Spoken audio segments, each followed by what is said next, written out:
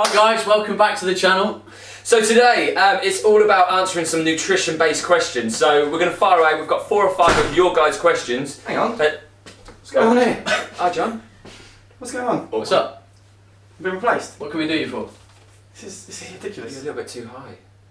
Hi guys, I am really here. They thought they'd play a prank on me, which I wasn't too impressed with really. But we do have Mr. Ben Coomber with us today. Ben, just let everyone know what you are, who you are, what you do. I'm Ben Coomber, performance nutritionist, coach, presenter, writer, Rugby player. And owner of Ben Coomber Radio on iTunes. Yes, so you've heard us talk about Ben's podcast before in one of our vlogs. It's really, really good if you want to check it out. Doesn't matter on your knowledge level, you will pick up loads of good info from that. How are people going to find that, Ben? iTunes, Ben Coomber Radio. So what we've done this week is chucked out a tweet to you guys asking for some questions that we can post to Ben. So we've got 5 of our favourite and we're going to throw them straight over. So question number 1 is from Chris 4 Acres. He wants to know of a good post-workout shake carb choice other than dextrose. Which is gluten and wheat free. Gluten and wheat free. There we go. Easy. For me, post-workout is all still about nutrition. Dextrose, no nutrition. Use whole foods. Bananas, sweet potatoes, white potatoes. You can use, if you want to stick to simple sugars, you can use potato starch, maltodextrin. But get some nutrition in there. Bananas, sweet potato, easy. We hope that one helped you, Chris. Fantastic job. Okay, the next question for Ben is from Dan Owens, and it's, can you give him a good food to increase calories significantly? Easy, love it. We all love calories. Nut butters, dark chocolate, avocado, Snickers, coconut oil, red meat, not Snickers. Don't listen to these two. Don't listen to these two. Basically choose high calorie fats, nuts, macadamias, Brazil nuts, cashew nuts, all great ways and really easy ways to boost calories. Really simple 500 calorie snack, 2 oat cakes, thick spread of nut butter, that's 500 calories done and dusted. Question number 3 is from Jennifer Harwood. This sounds pretty harsh. She works 12.5-hour shifts. Ouch. Has 1 break and snacks if she has time. Can you give her some advice or nutrition advice that will actually help her?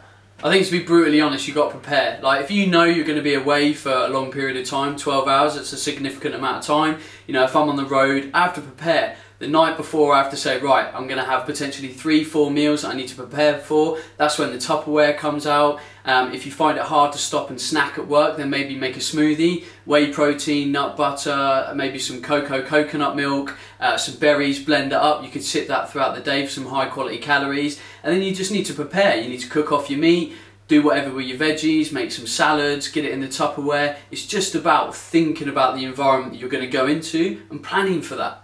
Making me hungry, man. Perfect answer. Thanks for your question, Jennifer. Hope that helped. Next little tweet that come in was from Stephanie Walsh, and she wants to know what's a healthy way to get your dessert in. I'm guessing she's got a sweet tooth. My favourite way, and I picked up this tip from a great friend of mine called Anna, who runs a website called proteinpower.com, which I know you guys are a huge fan of. Yes. Love it. Berries in a blender, whey protein, bit of milk, doesn't matter what kind of milk, blend it up and it turns into protein fluff. So that's berries, whey protein, bit of milk, blend it up. It's sweet, it's beautiful. It's how babies are made. Yeah, gotta love the fluff. You said it. That was 4 of your questions, but we've got 2 questions that we really want to pose to Ben. The best way to get rid of love handles. Everyone asks us, we always say nutrition, we always say training. So what is your best 2 tips to get rid of the love handles? So we do know that some people store fat in certain areas more than others. Some people do struggle with the old love handle area. In my experience with my work, the love handle is directly correlated to your carb intake as an overall whole. So let's say you as an individual can handle a certain amount of carbohydrate in a day. Let's say hypothetically it's 200 grams and you store a lot of fat in the love handle. I would drop that carb content down. So maybe start eating 100. And I've seen that those areas of fat deposition will reduce over time. Now obviously if you reduce your overall fat mass, that's going to affect your love handles as well. But I think the carbohydrate content in your diet, so breads, pastas, starchy food, processed food, is going to have a direct correlation to the old love handles. Especially if you're sensitive to them as well. Especially if you're sensitive to carbohydrate as well. Yes, finally answered. Okay, I've got one last question for Ben, because a lot of people ask me this in the gym and in general, and I see people put it on Facebook, and it annoys me a little bit. Right, so what is your take on the 5-2 diet, where people have 500 calories for a few days and then they up their calories for the next couple? I think the biggest problem is at no point is there a process of education. Like saying to an individual that, oh, don't worry, if you eat 500 calories a couple of days a week, everything will be okay. But at no point does it say, well, actually, what is actually wrong with your health? What's the food choices that you're taking on board? Are you eating real foods? Because really we're missing the point. If someone can't lose weight, then something's wrong. You're not taking on board the right foods, they're not the right quality of foods, the exercise, the stress component, and all this diet is doing is basically saying, don't worry, you can do whatever you want, just have 2 low calorie days. And I think it's ridiculous, and it's just not empowering anyone with the right kind of skills. Yeah, I think you're right. Right, so that's some of your nutrition-based questions answered by Ben, so thanks ever so much for coming in, Ben. And Ben has his own YouTube channel called Ben Coomber TV, so we're going to put a box over his face. Leave it there. We wish we could black it out, because he has got a face for radio, as we always say. Remember to click through, subscribe, and check out his shizzle, because he's got some really good stuff on his channel. And we will be back again next week, and if you like this video, give us a thumbs up,